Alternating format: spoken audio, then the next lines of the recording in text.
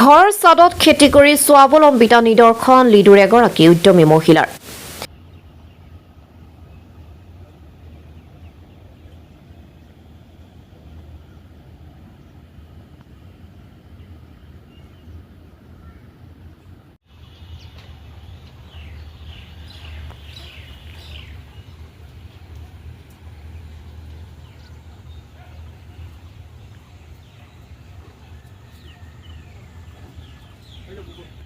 যি সময়ত একাংশ যুৱক যুৱতীয়ে কৰ্মসংস্থাপনৰ বাবে বহিৰাজ্যলৈ ঢাপলি মেলিছে, তেনে সময়তে মাৰ্গাৰেটা লিডুৰ এগৰাকী কৰ্ম উদ্যমী অসমীয়া মহিলা তথা গৃহিণীয়ে দেখুৱাইছে কৰ্মসংস্থাপনৰ এক নিদৰ্শন।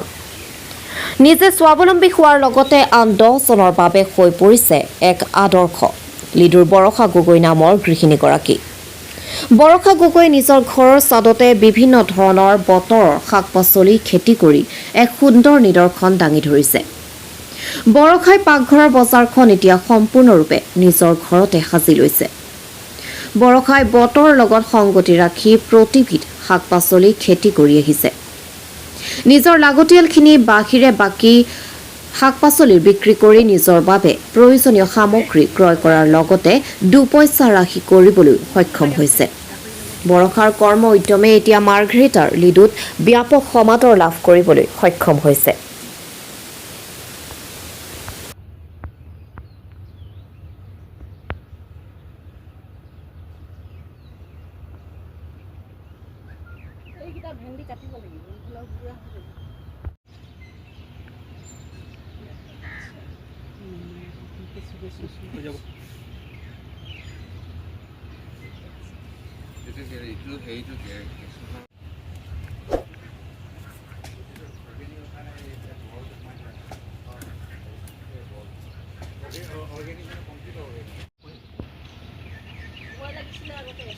দেখি দেখি ভয় নলগা হৈছে আৰু মানুহে মানুহজনী কিনো কৰি দিয়ে আৰু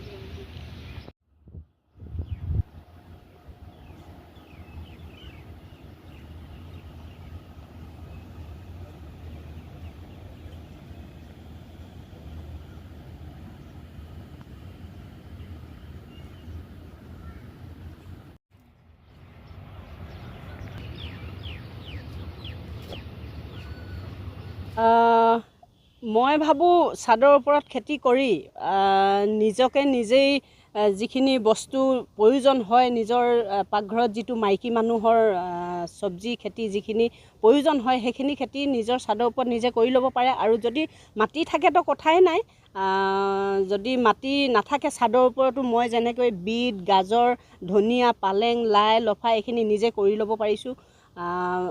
10টা টকা নিজৰ উপাৰ্জনো কৰিব পাৰি।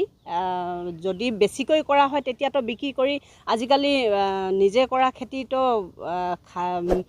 খাবৰ বাবে বা বিক্ৰী কৰিবৰ বাবে বহুতখিনি ভাল হয় আৰু বহুত উপকৃত হয়, নিজকে নিজে স্বাৱলম্বীও হ'ব পৰা যায়।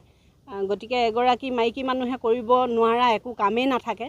মানুহে কয় মাইকী মানুহে একো কৰিব নোৱাৰে কিছুমানে, কিন্তু মাইকী মানুহেই আজিকালি বহুত কিবা কিবি কাম কৰিও আছে আৰু কৰি থাকিব পাৰিব। গতিকে মানুহজনৰ ওপৰতে অকল আশা নকৰি নিজেও কিছুমান কাম কৰি লোৱাটো ভাল। নিজৰ ঘৰখনৰ কাৰণেই হওক বা বেলেগৰ কাৰণেও হওক।